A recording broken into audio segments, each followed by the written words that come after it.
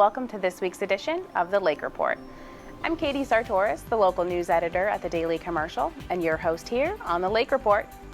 We've got lots to cover today, so let's get started with some headlines.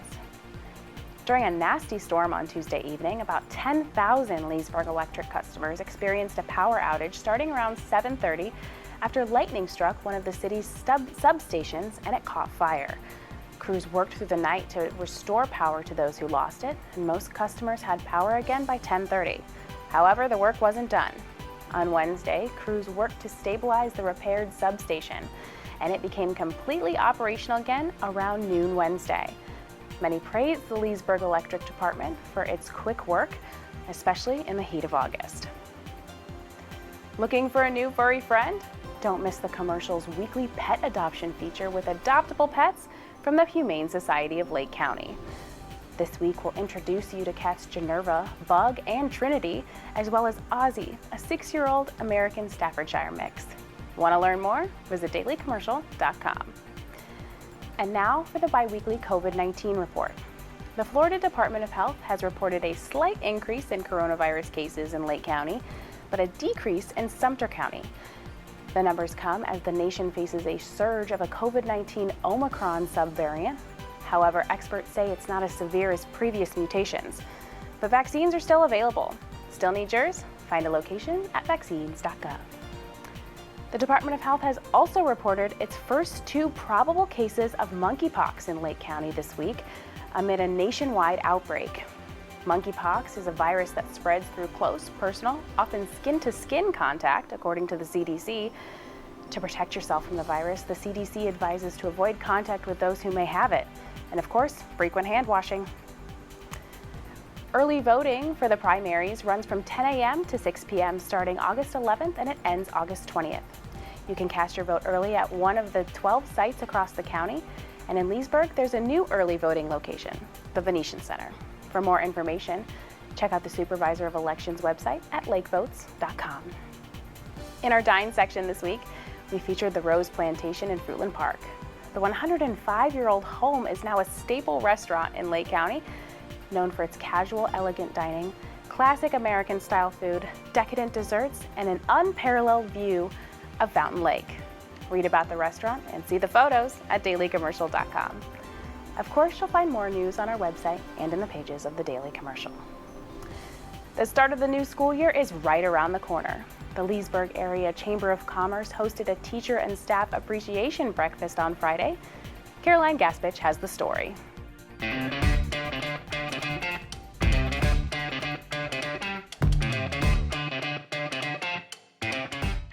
Hello, I'm Caroline Gaspich, and we're here today at the Lake Square Mall for the Teacher and Staff Appreciation Breakfast hosted by the Leesburg Chamber of Commerce, and we're kicking it old school. Today, the honored guests at this themed event are being served a hot breakfast by Gourmet Today as they get ready to kick off the 2022-2023 school year beginning on Wednesday.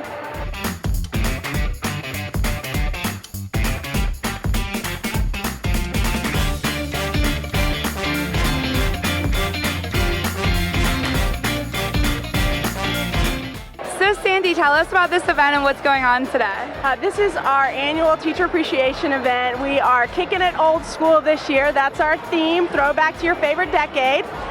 It is an event we do to appreciate our teachers. We have a ton of community support for this event. We raised over $30,000 to put on a crazy, awesome, spirited event with all sorts of door prizes, goodie bags, just a way to say to our teachers, we believe in what you're doing, and what you're doing is so important for our community. So what are you looking forward to most about this school year? Well, I'm really excited about all the kids coming back on campus. We've worked all summer to get things planned for them, so excited to see each and every one of them. And why do you think it's important to host events celebrating our teachers and staff? Our teachers work extremely hard. District-wide, we have a great district. We're very fortunate to be in Lake County, and our teachers need to be celebrated for everything they do. Superintendent Cordigui, how are you feeling about this upcoming school year? I am extremely excited about this upcoming school year. The excitement here this morning is tremendous. We're going to bottle it up and just keep it with us all year long. What message do you have for our teachers for this upcoming school year? I just want to thank them for everything they do. I'm proud to see our schools going in the right direction. I wish them a good year.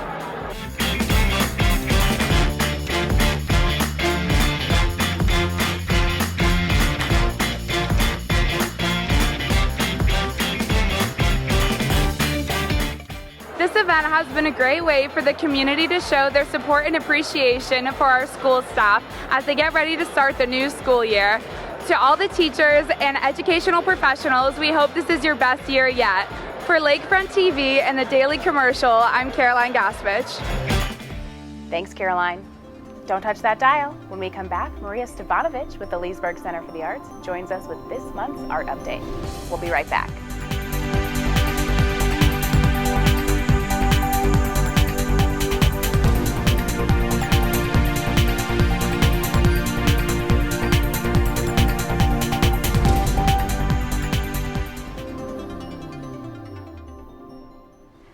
Welcome back to this week's edition of the Lake Report, a creative partnership between Leesburg's Lakefront TV and the Daily Commercial. This weekly magazine show features news and event coverage from around our community, and we're always looking for story ideas. Do you have one? We'd love to hear it. Shoot us an email at lakefront@leesburgflorida.gov.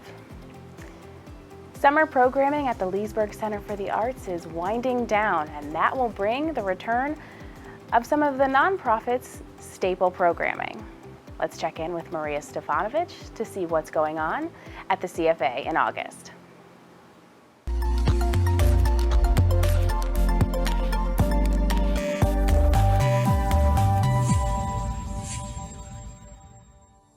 Hey, welcome to the Leesburg Center for the Arts. My name is Maria Stefanovic, and I'm the Executive Director here at CFA. We're located in downtown Leesburg, and I'm going to bring to you what's happening in the arts for August.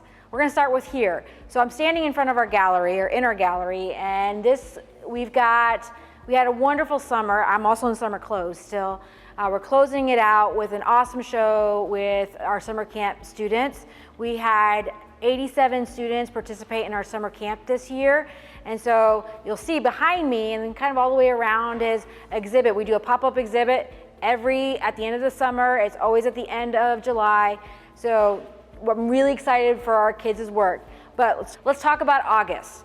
So August here at the Leesburg Center for the Arts, we revamp all of our programming. So coffee and convo, anything open studio that's happening, we bring that back in August. But we've also got a really awesome show here in the gallery, and it is featuring a private collection from a local family, the Florida Highwaymen.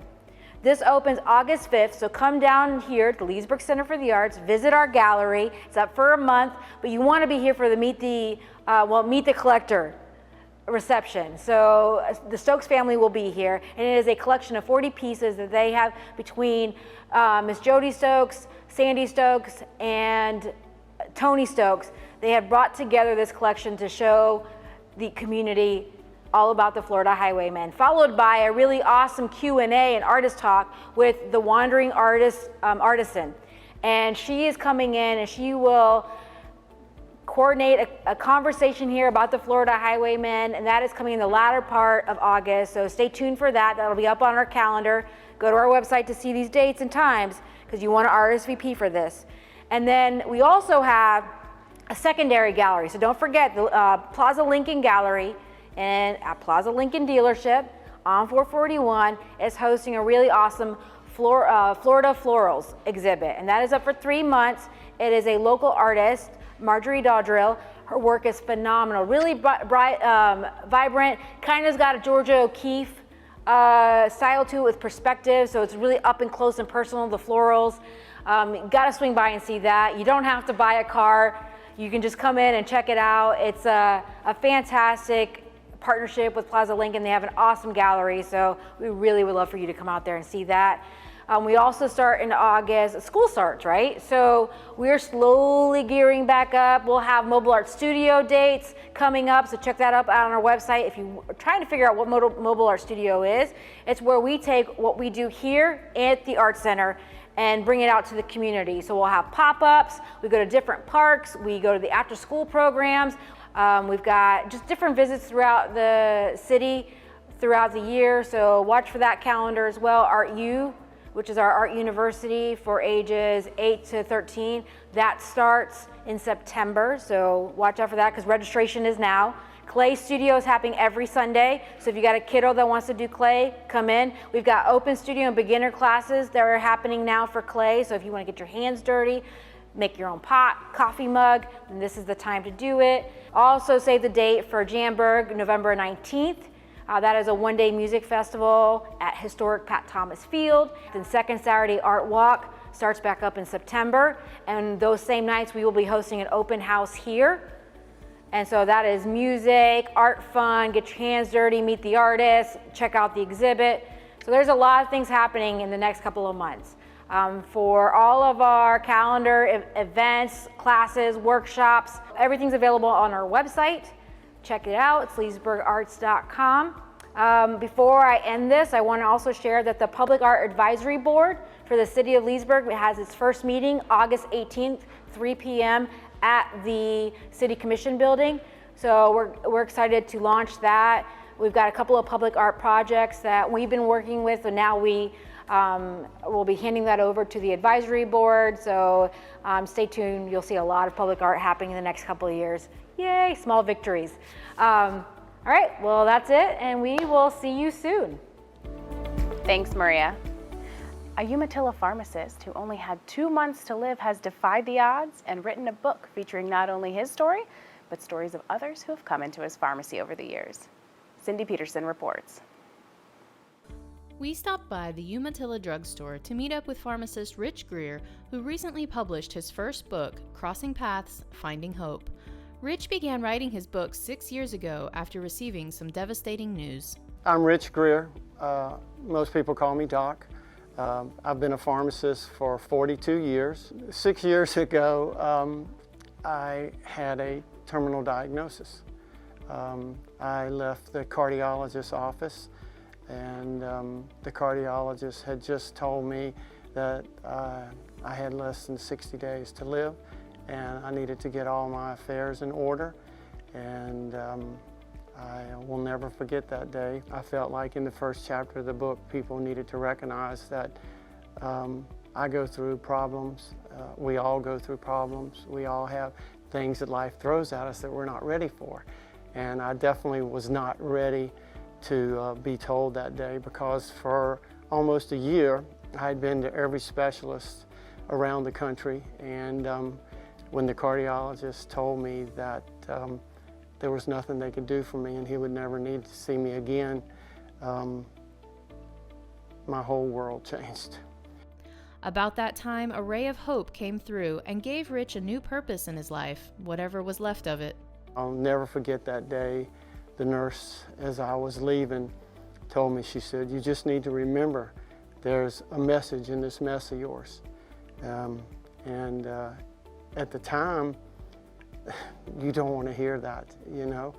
And so I went outside and sat next to my car, and I pretty much cried out to God to please give me something, give me hope. And the book starts off at that point, actually showing what happened to me. Because I think people need to understand that that moment in time changed my life. And what I felt from that day on was a purpose and a sense of what I needed to do. And that was to help everyone I could in any way I could. The first chapter covers Rich's story, but the following chapters are of true stories of people Rich has met through the drugstore who have also come through hopeless situations. All the other chapters show marvelous, wonderful, true stories of true people who came through the doors of the drugstore, and they were needing help. They were hurting, and something, the Lord probably laid it on their heart to share that hurt. We had people who came in who were battling cancer, people would take them to cancer treatments, people would hold their hands, people would pray with them, We had people who had experienced loss, and we had people surround them. Someone pay for a funeral, someone help them transition to a smaller home. We had people who had been hurt and they needed forgiveness. They needed to know someone cared. The stories that the community did, it tells the story of how a tornado and a hurricane hit back to back right here in this community within 3 months of each other, and how the community pulled together to help people who didn't have homes, to clear their yards, to repair their roofs. It tells the story of what happened at the Pulse in Orlando, how people from the community took an old truck and went down there and pretty much set up camp and were able to provide people with clothing, shelter, food, supplies, love, prayer. You know, the book tells real life stories of real people who actually came through the drugstore and who were able to find hope. Rich's book, published by Christian Faith Publishing, rose to the top 10 of the best-selling worldwide contemporary Christian fiction publications. Copies can be purchased at the Umatilla Drugstore, Barnes & Noble, and Amazon. Reporting for Lakefront TV, I'm Cindy Peterson. Well, that's all the time we have for this week. We hope you enjoyed the show. To catch it again or to watch more episodes of The Lake Report, log on to Lakefront TV's YouTube channel. And of course, don't forget to follow The Daily Commercial and Lakefront TV on Facebook for the latest. Until next time, get out there and explore this beautiful place we all call home.